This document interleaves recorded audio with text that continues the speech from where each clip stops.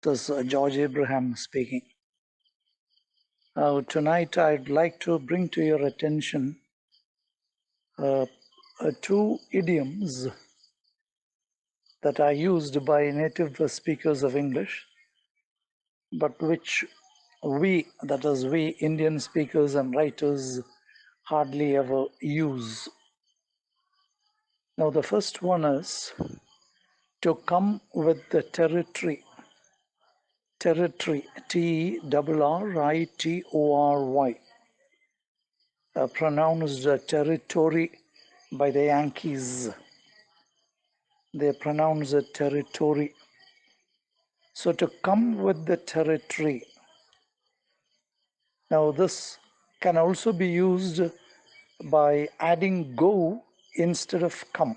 To go with the territory or to come with the territory means to be an inevitable result of a particular situation. To be the inevitable result of a particular situation. For example, he is a heavy smoker and he is now a cancer patient. Cancer comes with the territory. When you smoke, when a person smokes heavily for a long period of time, the possibilities of his contracting the deadly cancer is much higher than in the case of a person who doesn't smoke. So cancer, it comes with the territory means it's the inevitable result of smoking. So to come with the territory or to go with the territory, this comes from military operations, invasions or conquests.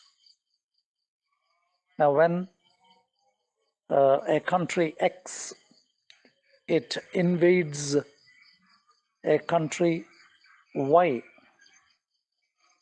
Now in the country Y, there are larger tracts of barren land.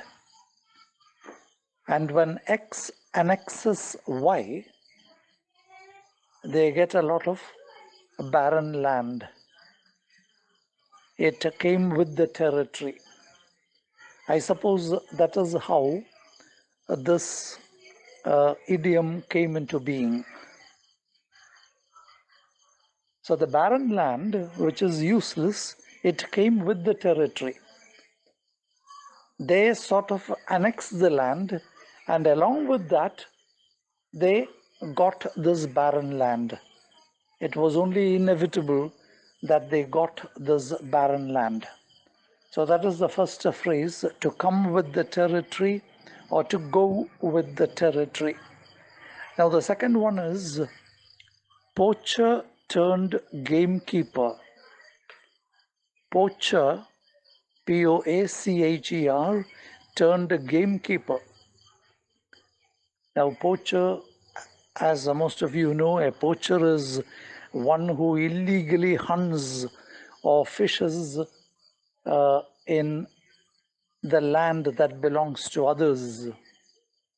In England, in olden days, the members of the nobility, they had larger tracts of land, estates. They had huge estates extending up to 500 or even 1,000 acres. Now these estates contained brooks, streams, and also wild animals, animals that were hunted. Animals that were hunted. As you know, the British people were very fond of hunting and fishing. Now, poaching is someone who illegally enters the land that belongs to someone and kills animals or fish, or they fish in the streams and ponds.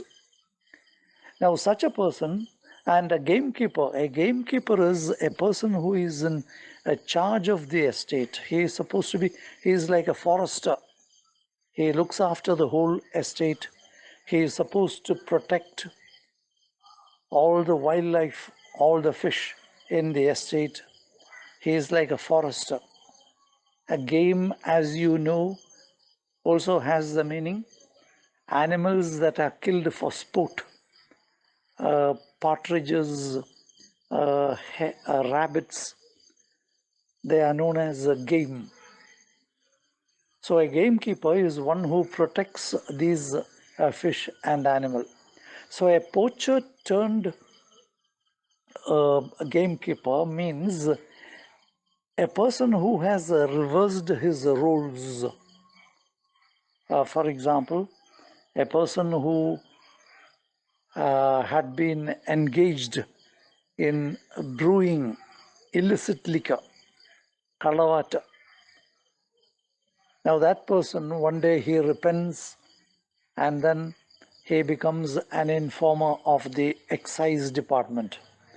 He repents, he keeps away from brewing, illicit brewing, and he helps the excise officers by passing on information and by keeping an eye on illicit brewing that goes around. Now, in such a case, we can say, we can say that it's a case of a poacher, the poacher turned gamekeeper.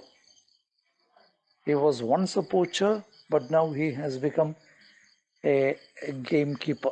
Similarly, another example, a person who was a sandalwood smuggler, he repents one day.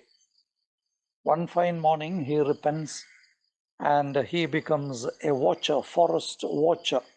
As you know, in the forests of Kerala, the forests that belong to the government, there are watchers.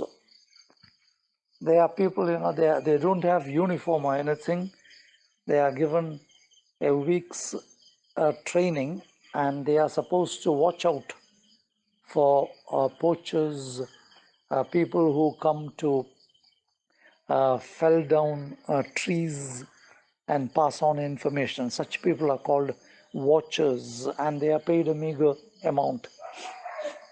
Now, if that happens, a person, a sandalwood smuggler, he becomes a watcher, a forest watcher.